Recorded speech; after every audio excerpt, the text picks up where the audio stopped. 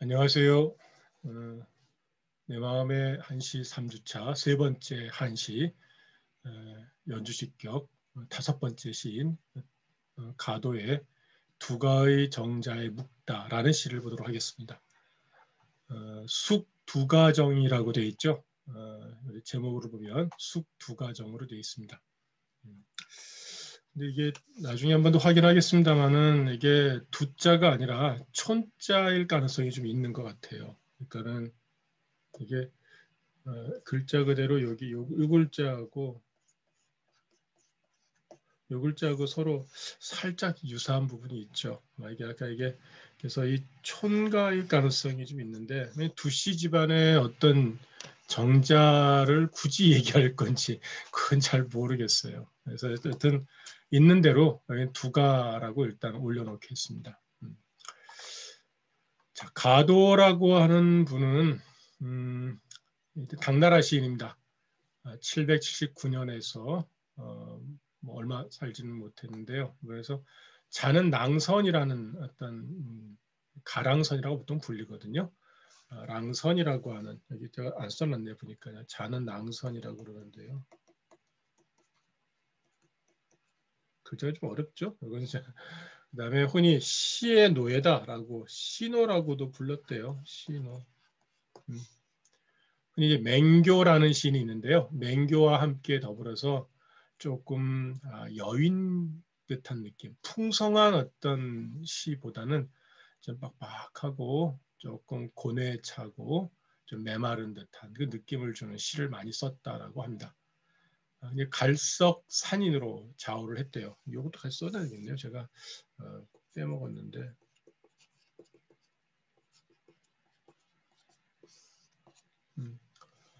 뒷날 이제 한유한테 배웠는데 과거에 급제하지는 못했다고 합니다. 나중에 이제 무종 때 병으로 이제 병사를 했고 흔히 우리가 맹교라는 사람과 함께 이 가도를 둘이 교환도수다라고 하는 그런 말로 불리는 걸로 문학사에 많이 기록이 되어 있습니다. 아까 맹교는 차갑고 그다음에 가도도는 여였다는 얘기입니다. 삐쩍 여였다.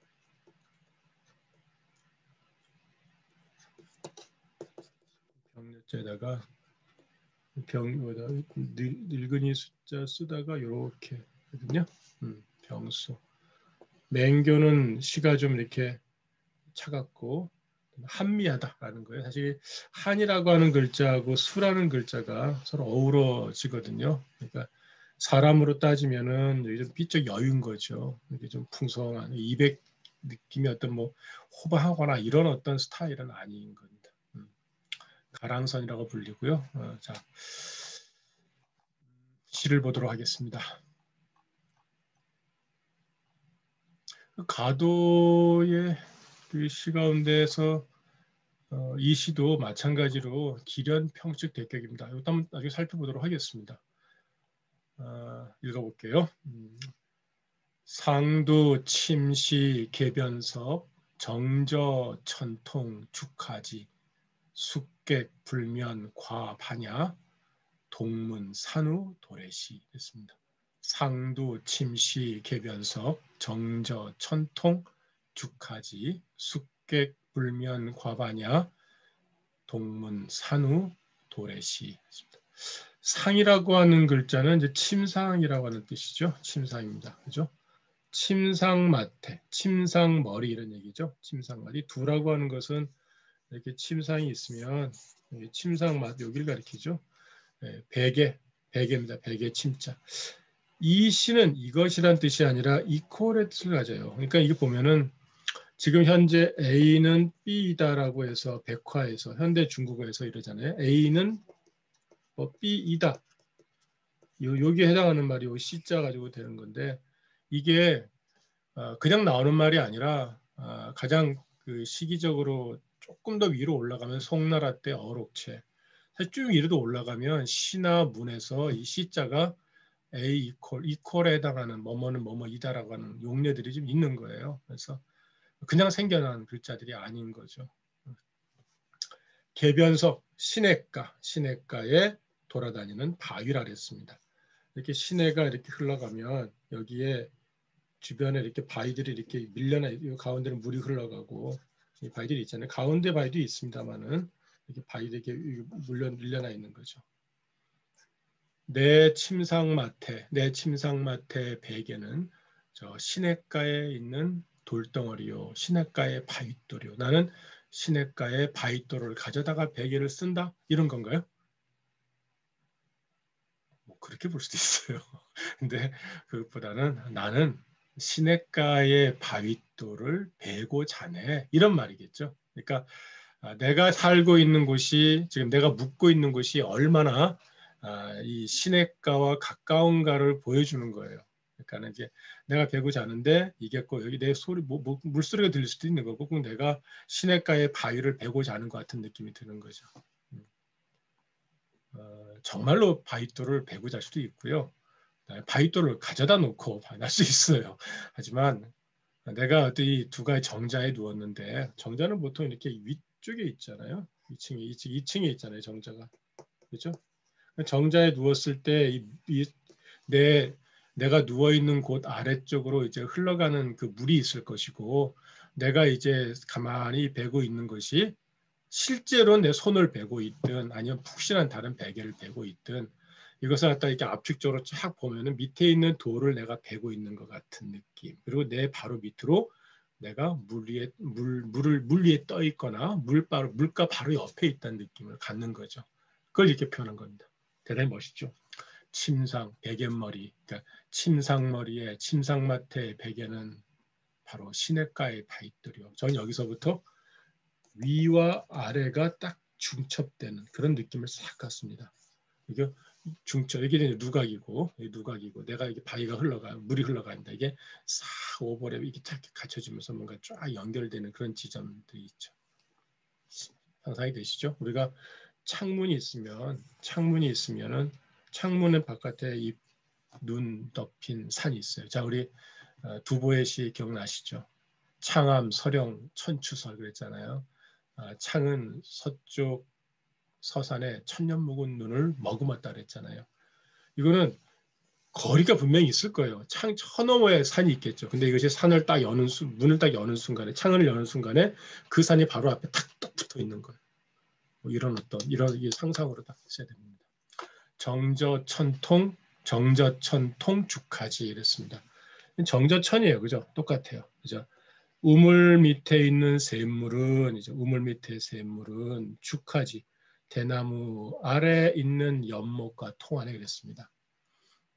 조금 더 그림을 그려야 되겠군요. 자, 우물이 있고요. 아마도 우물 밑에 이게 샘물이 있겠죠. 샘이 있겠죠. 우물로 들어가는 뭐가 있겠죠. 그러면 이거는 뭐와 연결되면 대숲이 있다면 대숲 여기 안에 연못이 하나 있는 것 같아요. 못이 있겠죠. 이것과 이어지더라는 얘기겠죠. 이어지는 겁니다. 여기서 샘물이 퐁퐁퐁 솟아 나오겠죠. 바깥에는 물이 들어오지 않을 거 아니에요. 우물이니까. 지하수가 퐁퐁퐁 나와서 여기에 있고 여기 흘러나와 가지고 어디까지 가요? 대숲 아래에 있는 대나무 숲 그 주위에 있는, 또 주위에 대나무를 두르고 있는 그런 못으로 그 물이 흘러 들어가는 겁니다. 이 물이 들어오는 게 아니고요. 이 물이 나가는 거예요. 그렇죠? 자, 우물 및 샘은 대나무 아래 못으로 통하네 했습니다.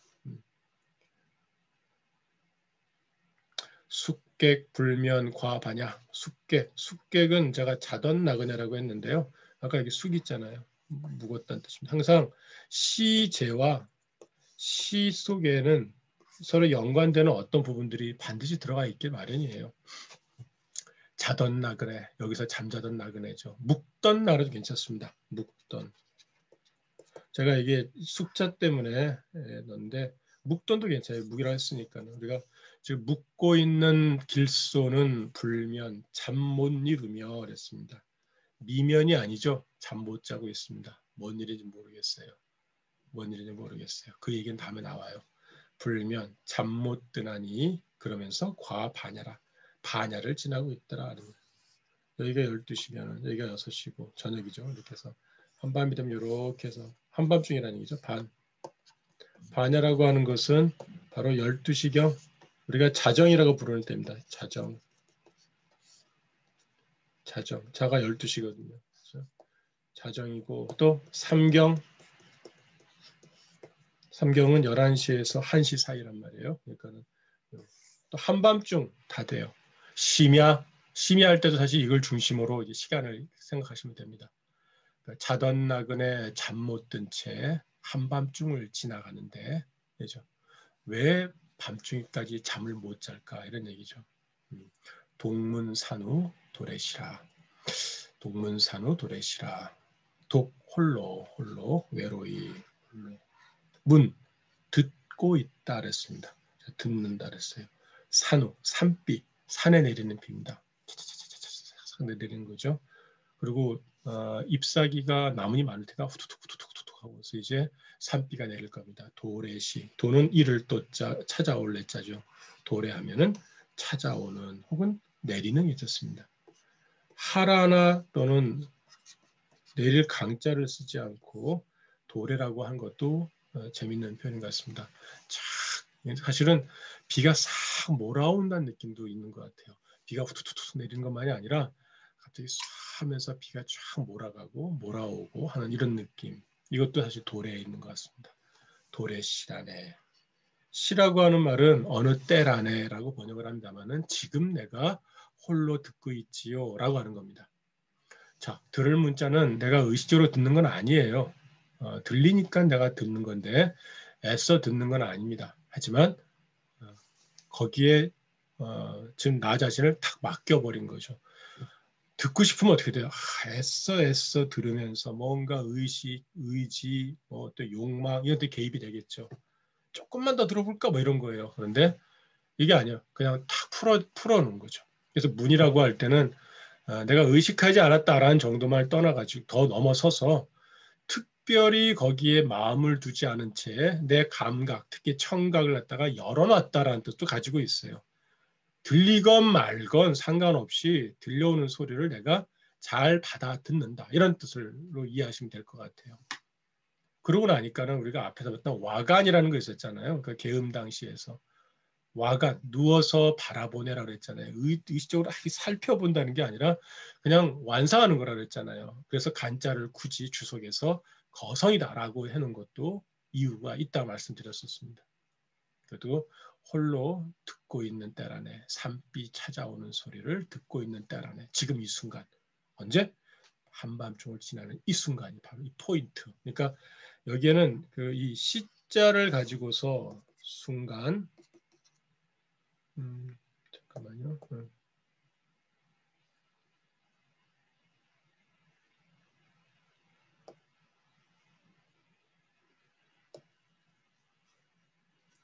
요 시자를 가지고서 순간 어떤 지점 사진으로 하면 스냅 사진 같은 거예요. 딱 어떤 장면을 딱 포착하는 거죠. 그 포착하는 것만으로 사람들에게 일정한 감동을 주고 있는 거라고 볼 수 있습니다. 침상마트의 베개는 저 시냇가의 바윗돌이고 저 우물가의 우물에서 솟아나는 샘물은 저 대나무 아래 못으로 흘러 들어가는데 아마 다 뭐가 소리 들리세요? 물소리죠. 여기는 계곡 물소리, 여기는 샘물 소리, 여기는 비 오는 소리. 빗물이죠, 빗물. 다 물소리네요. 그러니까 이 시의 감각은 청각이에요, 기본적으로. 그리고 다 물소리로 이어져 있고요. 이 사람은 잠을 이룰 수가 없어요. 시끄럽거든요. 이 도성에 살던 사람은 이 시골에 가서 자연이 주는 소리를 듣다 보면은 거기에 적응하지 못할 경우는 시끄러워요. 자다가 새벽에 새들이 우는 소리 듣고 깨신 분이 있을지 모르겠습니다. 도시만 살던 사람이 보면은 새 소리는 진짜 시끄러워요. 어떤 사람은 정말 아름다운 멜로디겠지만은. 그러니까 여긴 지금 다 소리 감각이고요. 다 물이라는 이미지로 하나로 연결되어 있습니다. 대단히 재밌는 시죠. 그러니까 나올 물은 다 나왔어요. 우물 나왔고요, 계곡물 나왔고요, 빗물이 나왔습니다. 그죠? 우리가 살면서 이런 어떤 바깥의 어떤 경물들에 귀를 기울여야 될 때가 기울여서야 들려오는 소리들이 있잖아요. 근데 여기는 꼭 그런 건 아니에요. 내가 그냥 가만히 눕는다는 거. 우리가 서 있거나 뭘 이렇게 의식하고 책을 보는 게 아니라 누워 있다라고 하는 것은 내 몸의 모든 어떤 이 불필요한 어떤 긴장감들 다 늘어놨을 때 늘어놓는다는 거죠. 풀어놓는다는 거예요. 어떤 것이 나에게 와도 그냥 다 받아주는 거죠. 그 순간에 뭔가 자연의 소리가 들려오는 거죠. 우리가 뇌라고 그랬지, 말뇌라고 그러잖아요. 말뇌. 만물이 전해주는 소리를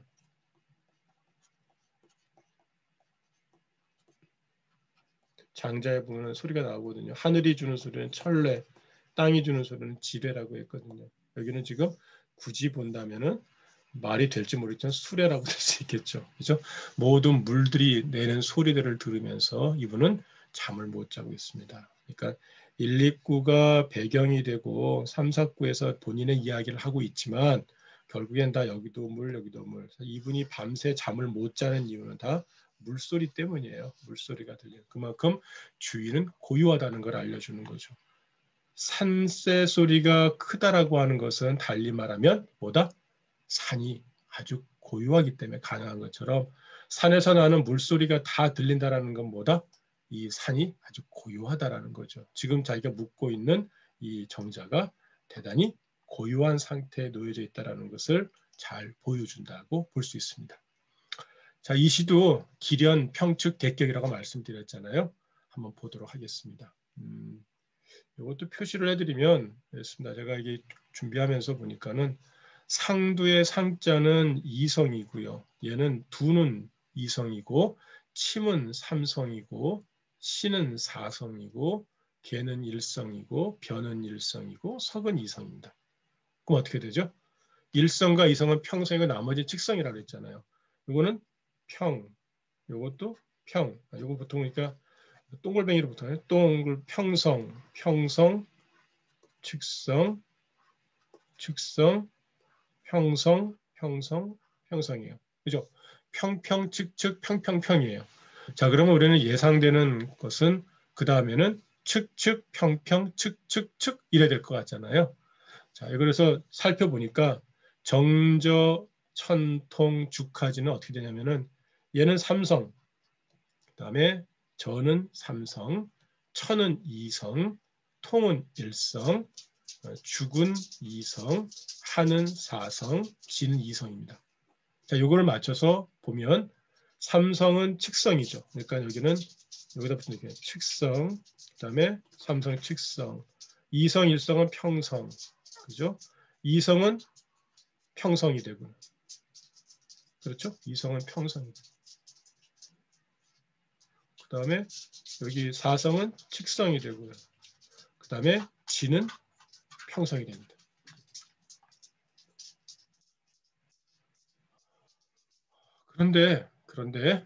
그런데 이거는 지금 제가 현대 백화에서 나오는 사성을 가지고 했다 그랬잖아요. 근데 죽이라고 그랬잖아요. 죽은 술밥떡 보면 입성이 되는 거죠. 입성이니까 얘는 측성이 됩니다. 사성으로는 이 평이 되지만은 죽은 입성이기 때문에 측성으로 이제 칠 수가 있어요. 그죠? 여기에 보면은 요게 안 맞아요. 요 지자가. 똑같이 이성이 되다 보니까 평이 됐죠. 그러니까 지금 요 글자가 사실은 확인이 잘 안 됩니다. 그렇지? 이거 잘 안 됩니다. 그래서 저는 혹시 돌석자가 혹시 측성이 되지 않을까라고 고민해 봤어요. 근데 이 돌석자에 사성이 되는 즉 측성이 될 수 있는 뜻이 있어요. 근데 이때는 수량사로 쓰일 때만 가능해요. 예컨대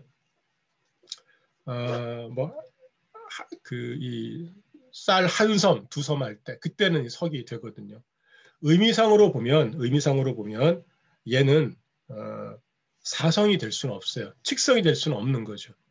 만일에 이것이 완벽한 대를 맞춘다면 지는 지금 이성밖에 없거든요. 그러면 사성이 있는 얘가 원래 일성인데 원래 이성인데 사성으로 쓰였다고 간주를 하고 얘를 측성으로 하면 이게 평평측측 평평측 측측평평 측측평 이렇게 완벽하게 대를 이룬다고 할 수 있습니다.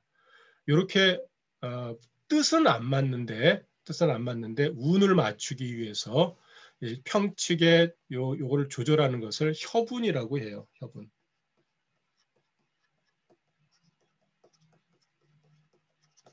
운을 좋게 만든다라는 거죠. 그래서 이게 기련 평측 대격의 대표적인 시로 뽑혀 있는 걸 보면 이거는 두 개가 완벽하게 대를 맞춰져 있다고 우리는 간주할 수 있어요. 우리 배우는 입장에서. 자, 그럼 거기에 맞춰서 보면 지금 1구하고 2구의 평측을 맞췄을 때 지금 유일하게 안 맞는 부분이 있었잖아요. 유일 안 맞는 부분. 요게 안 맞았거든요. 요게. 그죠? 여기는 도리가 없어요. 여기는 이제 평승밖에 없으니까. 그렇다면 요 글자가 본래는 이성, 뜻으로는 돌이 돼야 되는데 여기에는 이성으로는 돌이고 사성인 경우에는 한 섬이란 얘기예요. 섬. 근데 음이 여기 있으니까 요 음으로 쓰고 뜻은 다른 걸 취했을 수도 있겠다. 그렇게 뜻은 요거대 음을 원래 갖고 있는 음가를 가져온 걸 이것을 운을 맞춘다 해가지고 협운이라고 하는 어떤 이 운을 맞추는 원칙의 활용을 한다면 이것도 운 딱 떨어지는 볼 수 있겠다. 자, 그러면 이 부분은 다시 한번 정리해 볼게요. 자, 원래 죽이라고 하는 글자는 이성이니까는 평성이 돼야 되는데 측성으로 보는 이유는 뭐다? 죽은 기역자로 끊어지니까 이것은 입성이다. 우리가 발음하는 상관없이 입성이니까 이것은 측성이다. 두 번째, 이 지는 평성이에요. 그러니까 이 두 가지는 사실 평평이면 안 맞다는 거죠. 그래서 어떻게 된다? 돌석자, 일구에 있는 돌석자의 의미 두 가지인데 하나는 이성이 있고 하나는 사성이 있다. 이거는 돌이라는 뜻이고 이거는 한섬이라는 뜻이다. 그러니까 돌이라는 뜻을 취하는 게 맞는데 이 운을 맞추기 위해서 사성으로 취하고 뜻은 이걸로 취하는데 이것은 사실은 음과 운이 안 맞는 거잖아요. 하지만 이걸 억지로 맞게 해서 조화를 꾀하는 그런 어떤 그 시 쓰는 활용법이 있단 말이에요. 그걸 바로 협운이라는데 이것은 협운하여서 얘를 측성으로 읽는다라고 하면은 이 시는 전체적으로 딱 기련 평측 대격으로 해설할 수 있을 것 같습니다. 아마도 이 평칙 관련한 거는 제가 한 수 더 정도, 한 두 수 정도 더 한번 해볼 수 있을 것 같은데요. 한번 많이 다루지는 못해요. 왜냐하면 이게 너무 복잡하고 이것이 좀 시를 이해하는데 과연 얼마큼 우리가 유리할는지 그걸 좀 더 봐야 될 것 같습니다. 지금 이 시는 가도의 이 시는요.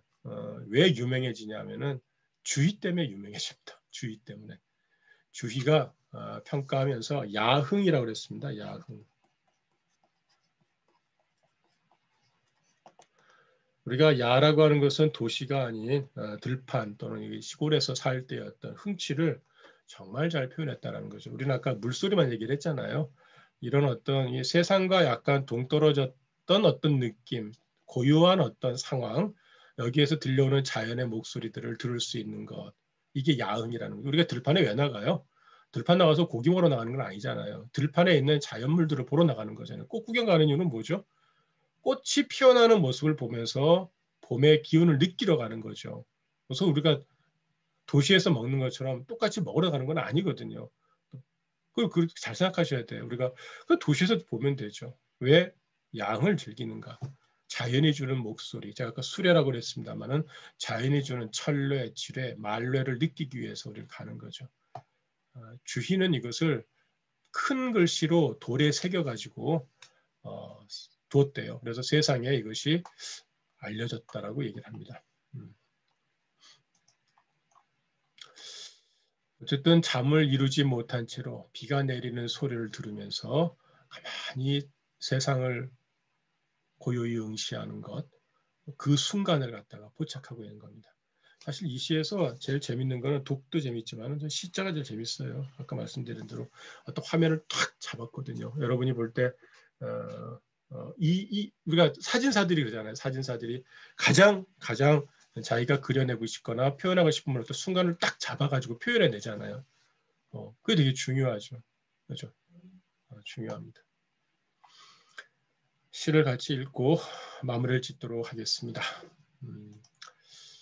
상두침시 개변석 침상마태 베개는 시냇가의 바위요 정저천통 축하지 우물 밑에 샘물은 대숲 아래 못으로 통하노나 숙객불면 과반야 자던객 묵동객은 잠 못 이룬 채 한밤중을 지나거니 동문산후 도래시락 홀로 산비 찾아오는 소리 산비 찾아오는 소리죠. 소리란 말은 없어요. 그죠? 홀로 찾아오는 것 듣는 때라네. 그죠? 내리는 소리 듣는 때라네. 소리는 없는데 문자 가지고 표현하는 거죠. 그죠? 산비 찾아오는 것 듣는 때라네. 그죠? 문이라는 글자 한 번 더 고민해 주시기 바라겠습니다. 의도적으로 듣는 건 아니라는 점에서 내 몸을 아주 이완시킨 상태에서 차분하게 세상과 내가 만나고 있다는 점을 표현하고 있더라. 주의가 꿈꿨던 어떤 자연과의 합일이라는 것도 이런 겁니다. 자연에 가가지고 이것은 천지여, 이것은 하늘이여, 음양이여 이런 얘기를 했던 거에 그냥 의도적으로 이렇게 이론에 딱 맞춰 하는 것이 아니라 그 사람은 하늘에 해가 뜨고 또 이 낙엽이 지고 하는 데서 세상 이치를 자연스럽게 깨달았던 부분들이 있기 때문에 하는 얘기죠. 어떤 천리적인 시들이 그렇잖아요. 가도의 시에서 그냥 그런 걸 느꼈던 겁니다. 자, 그러면